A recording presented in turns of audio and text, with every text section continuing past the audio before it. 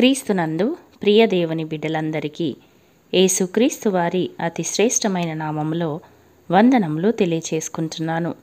నేటి దిన ధ్యానాంశము లూకాసు వార్త 6వ అధ్యాయము 37వ వచనము. తీర్పు తీర్చకుడి, అప్పుడు మిమ్మును గూర్చి తీర్పు తీర్చబడదు.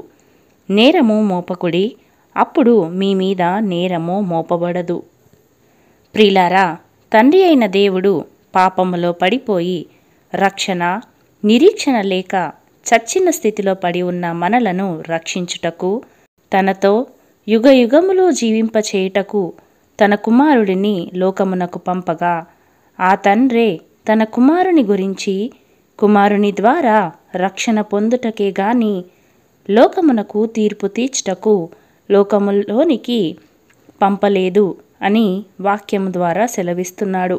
అదే విధముగా మన రక్షకుడైన యేసు ప్రభువు వారు సైతము తన శిష్యులతో మనుష్య కుమారుడు మనుషుల ఆత్మను రక్షించుటకే గాని నశింపచేయుటకు రాలేదని, అలాగే తీర్పరిగా నన్ను ఎవరూ నియమించలేదు అని లూకాసు వార్త 9వ అధ్యాయము 74, 75వ వచనాలలో సెలవిస్తుంటున్నాడు.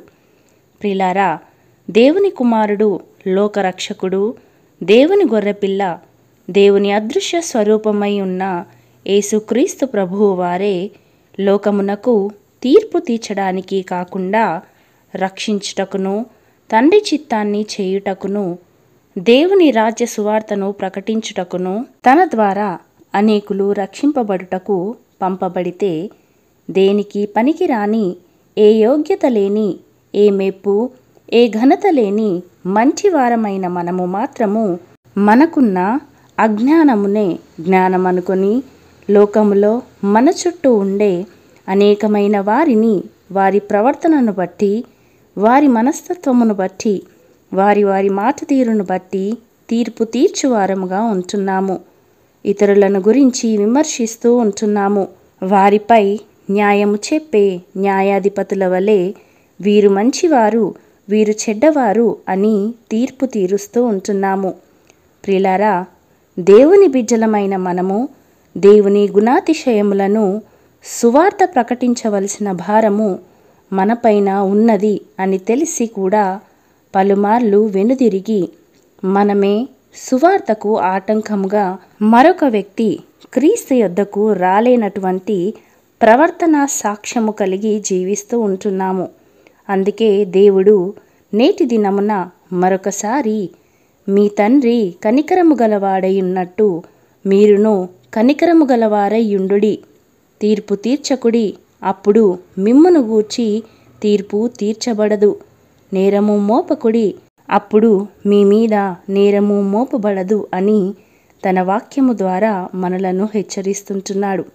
కాబట్టి ప్రియ సహోదరి సహోదరులారా, మనుష్యుల ఆంతర్యమును ఎరుగని మనము, దుమ్ము ధూళితో సమానమైన మనము మరొకరిని తీర్పు తీర్చేవారముగా ఉండక, మన తండ్రి కనికరము గలవారైనట్లు మనము కూడా కనికరము గలవారమై తండ్రి అయిన దేవునికిని మన రక్షకుడైన యేసుక్రీస్తు ప్రభువునకును విధేయత గలవారమై తండ్రి చిత్తాన్ని జరిగిస్తూ వాక్యానుసారముగా జీవిద్దాము.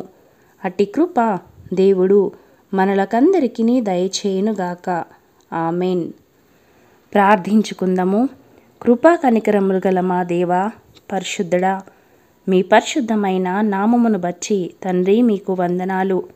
సత్యస్వరూపి అయిన మా దేవా, మీ వాక్యము ద్వారా అనుదినము సత్యములోనికి మమ్ములను నడిపిస్తుంటున్నారు. మీకు వందనములు. వాక్యమును వినుమచ్చు వారి వలె కాకుండా వాక్యానుసారముగా జీవించే కృపలోనికి మమ్ములను నడిపించండి. మమ్ములను మేము సరిచేసుకొని మా జీవితము ద్వారా అనేకులను మీ వైపుకు త్రిప్పే కృపలోనికి మమ్ములను నడిపించుమని యేసయ్య పరిశుద్ధ నామములో ప్రార్థిస్తుంటున్నాము తండ్రి. ఆమెన్.